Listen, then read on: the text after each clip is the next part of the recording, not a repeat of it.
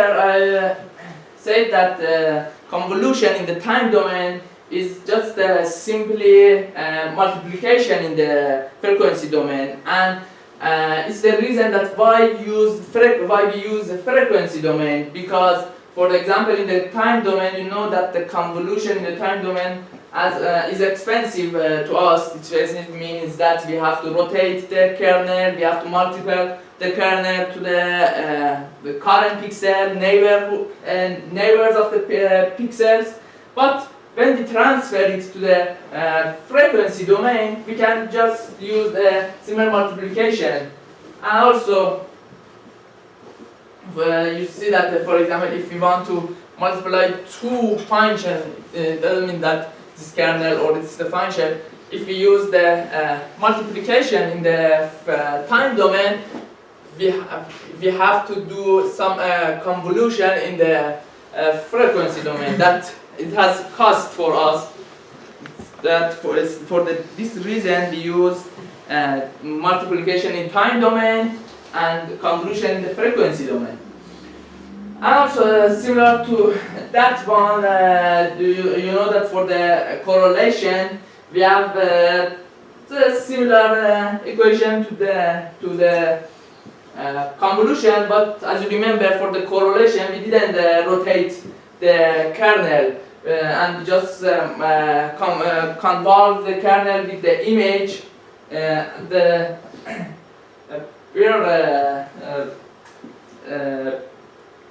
As the same size, but it means that we don't rotate it the same direction. And also you can see that the correlation similar to the convolution when we want to use correlation in the frequency domain. We have to multiply the kernel to the current pixel, to the pixel neighbors, and something like this. But easily when we transfer the kernel and the image to the frequency domain, we can just use the simple multiplication to find the correlation of the image and the kernel. And also when we want to multiply the image by the kernel in the time domain, if we want to do this in the frequency domain, we have to correlate. We have to do correlation in the frequency domain. That has cost for us, and it's the reason that why we do some operation in the time domain and why we use some operation in the frequency domain, because we want to reduce the cost of our algorithm or method. As you remember, we use the convolution for some filtering. When we want to apply some filter on the image, input image, we use the convolution. But the most application of the correlation is for image matching. For example, you have an image and you have a kernel, and you want to see that this kernel is matched with the image or not. For this you can use correlation, and when you apply the kernel on the image by correlation, in the match points you have the highest number of the value, and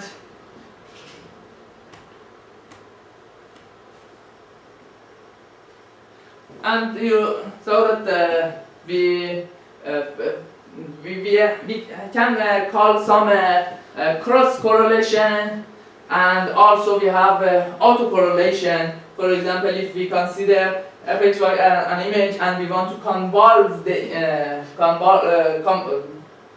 correlation this with the same kernel, we call it kernel because we want to convolve the image and this, but the size, the values, all are the same. In the frequency domain, we have something like this, and we can easily use this. It means that in the frequency domain, we can use this equation that is transform image in the frequency power 2, and also again when we have the this value here, it means that the original image power 2, it means that the image multiplied the image, the same image. We have a correlation of the two image, the same image here, and also we use multiplication in the time domain. Here is an example that you can easily understand that why we use a correlation in the image processing. Consider this as a original image, and consider this as a template. In the correlation we call this template, but also in the different book they call the different name it, such as kernel or something like this. But we call it template. Consider this original image, and this is the template that we call it hx, and the image is fx. We use some zero padding here, and also for the kernel we use zero padding, means that we use lots of zero here because we want to avoid from the wrap around error. Where after correlation of these the template and the original image, it means that we send the T over the original image. It means in these rows we have T, T, T, T, and till end. Okay, this is the end. This is the output of or correlation. As you remember that I said that when we find the template in the image, we have at that point we have the maximum values. As you can see here, for example, the T is matched with this part. And also you can see that this part has the this part has the maximum value of the image, and it's we call that this part has the value of this. It's the maximum value that we have in our image, and this part and this part you can see that it is less than the T that is used. It's just an example. It means that you can use the correlation for image matching and something like this. It's used. You can use image matching in the registration, image registration. That's it's a famous algorithm. It's used for the satellite imaging. It's used for the medical image processing, and something like this. That you can use this. Before that, talk about the next topic, that is the image restoration. I want to talk about a little about some statistics. I know that all of you know this definition or something like this, but let me to talk about it a little. As you know, for example, if we have this sample in the graph here, when we calculate the mean, exactly the pointer is in the middle of these samples. But consider this when we have some sample close to each other and one sample here. It's far from the rest the samples are from. If you calculate the mean, you can easily that it's not the mean of the all example. It means we have some error in this case. What we can do to solve this problem is use median instead of mean, and you can see that for in this case when we have the samples like this, that one of these is far from the others. If you find the median, you can easily see that we find the samples or the place in the middle of the samples. But in the case of the first one, that the samples are close together, you can see when we find the median, it means that it's not hierarchical, and it's better that we use mean in this case. We have some function for mean, as all of you know, that we have the arithmetic mean, harmonic mean, and geometric means. We will talk about this function, and after that we will you can easily see that why we use this function and when we use this function. Actually, most of them is used for denoising, that we will talk about this later. For arithmetic means, all of you know is we have just simply this equation. Is the summation of the sample over the n, that's the total number of the sample. And for harmonic means, we have this equation. It is the total number of the samples over the 1 over each sample. We can use this equation to find the harmonic means, and the last one, that is geometric means, you can use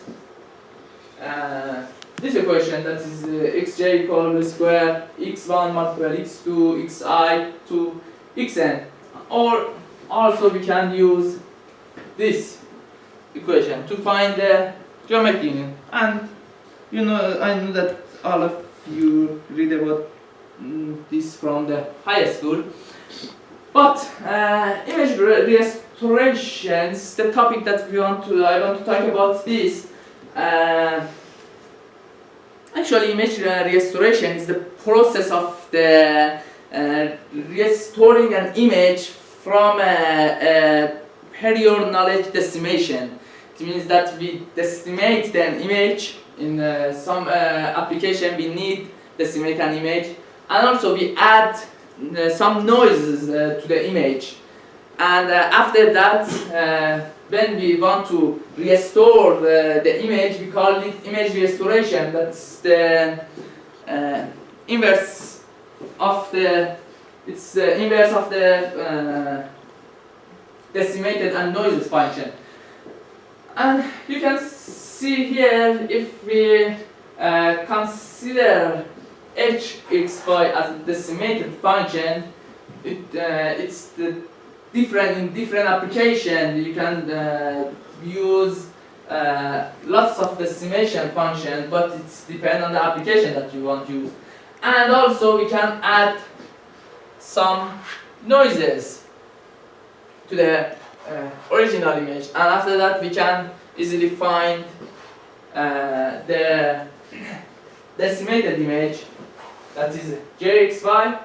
And also for the, when we go to the frequency domain, we also have some similarities, but here we use convolution. That's when we want to convolve the kernel, decimated kernel, to the image. And you can see in the frequency domain we just have similar multiplication. It means that the decimated image is equal to the decimated kernel multiple the original image or the transformed image plus some noises. And I have to say that you know that when we add some noises to image, for example, we know that we add Gaussian noises, a Gaussian noise to an image, for example, with the mean of 1. We know that, for example, here we know we don't consider this one. Don't consider this one. We just add some noises to the image. For example, Gaussian with the mean of 1. If we use, for example,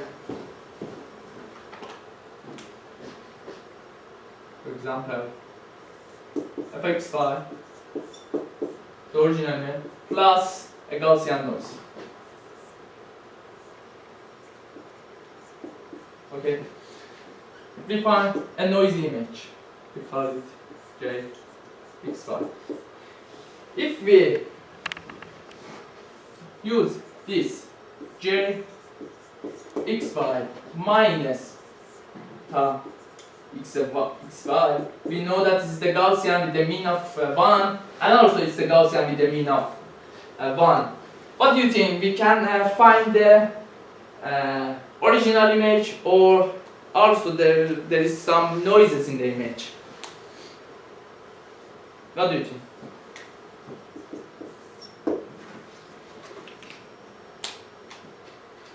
We add a noise, we know what is the noise, and we reduce the noise from the noisy image.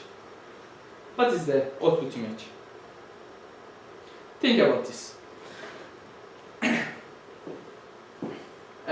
We have a bright diagram of the image restoration or degradation. You can see that we have the original image here, and we have the kernel, decimation kernel or degradation function here, and also we add some noises, and the result is some decimated image or degradation image. After that, we apply some restoration filter on this, and then we will find some image. But as you know that this is not the same of the original image, because we add some function to the image, and after that, when it's all over the image, but when we want to extract all of them, of course that some of them will remain in the image, and it's close to the original image. The output is too close to the original one, but we can say that exactly we return some we return the same image as an input image. And so, for example, if I want to say an example about this, for example, some images that are taken from the satellite, they can't send the original image to the ground. They have to decimate it, because they have to reduce the size of the image, and then they can send it. We can use some super resolution algorithm on them to find an image. We call it super resolved image. That is it's very similar to the original one, but we can't say it's the exact one, because we estimate some value between the pixel, or we estimate some pixel, and of course that we have some error on there. And you know that for the noise model, we want to know that what's the source of the noises. One of the sources is image acquisition or digitalization. It means that when we want to transfer the image from the analog to the digital, we have some noises, and also the transmission process. It's the source of the noises that we have to remove these noises from the image. And also we have to assume this definition that we say that the noise pixels correlate, it's uncorrelated with the image pixel. That means that we don't have any relation or correlation between the noise component and the image pixels.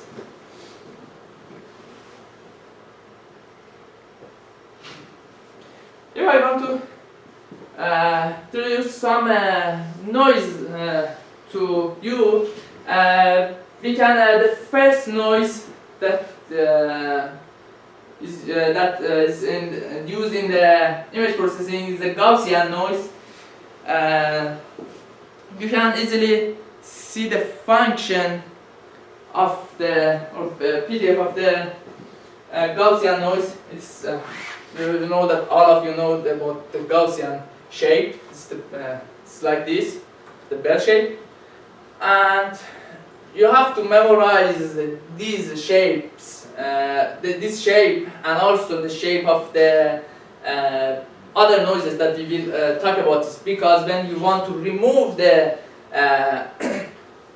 noise, you have to detect the noise. For example, if you have some Gaussian noise in your image and you detect it as a salt and pepper noise, it means you will miss lots of information in your image because you wrongly detect the type of the noise. It's the Gaussian noise, and you can see that here mu is the average value of the z that we have here. Sigma is the standard deviation, and sigma 2 is the variance. And all of you know about the variance, the standard deviation in the probability. But we have to consider that it's the 68% of the values or pixels are in this range. In this range between mu minus sigma and mu plus sigma. This part and this part. And 95% of the values are in the rest of the Gaussian shape. And the next noise that we want to talk about is the Rayleigh noise. It's similar to the Gaussian shape, but you have to consider that in the Gaussian shape we have something like this, but here we have this line instead of that. Also, the function is this: for z greater or equal to a, we have this function, and for the rest we have to put the value of the 0. If you want to find the mean of this noise, we can use this. If you want to find the variance of the noise or of the function, we can use this equation. You don't need to calculate the function in your exam, but when later you want to work on this topic, you have to know the function and the mean and its variance. Also, the next one is Erlang or gamma noise. We call it gamma noise. The shape is like this. It's come from this equation that you can see, similar to gamma. And similar to the previous one, we have for the z greater or equal to 0, we have this value, or this one. And for the z less than 0, meaning that it's here, we have 0 instead of it. And if you want to find the mean of this, we can easily use this equation V over A. And for the variance, you can easily use this equation B over a power 2. And also you have to memorize the shape of this noise. Also the next noise is exponential noise. We have a shape like this, and this is the function that we have. Similar to the previous one, when z is greater or equal than 0, we have this function, and for the rest we have 0 value. And it's the mean 1 over a. And for the variant, we have 1 over a2. As you can see, you remember for the last slide, we had something like this, because here we had the value of the b, but here we don't have b, and it means that we put the 1 instead of this. The next noise that I want to talk about, this is the uniform noise. It has the box shape, and also this is the function that you can use to find this, or to make this noise or function. Also for the find the mean of this, you can use this equation, and for the variant, this equation, and you can see that is A is here and B is here, and we have a uniform shape. And the last noise that I want to talk is the impulse, or we call it noise amplifier.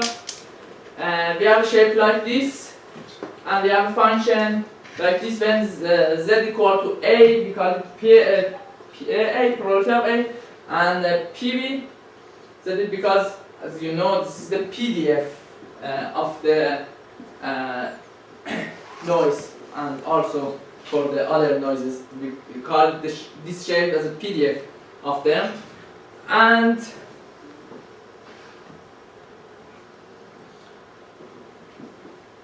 you can see that if B is greater than A, then gradable B will appear as a light dot in the image. Otherwise, they will appear like dark dots. And you know that white, we have a dark and light point, or black and white. It's the reason that why we call it pepper and salt, because we call pepper as a black and salt as a white. And I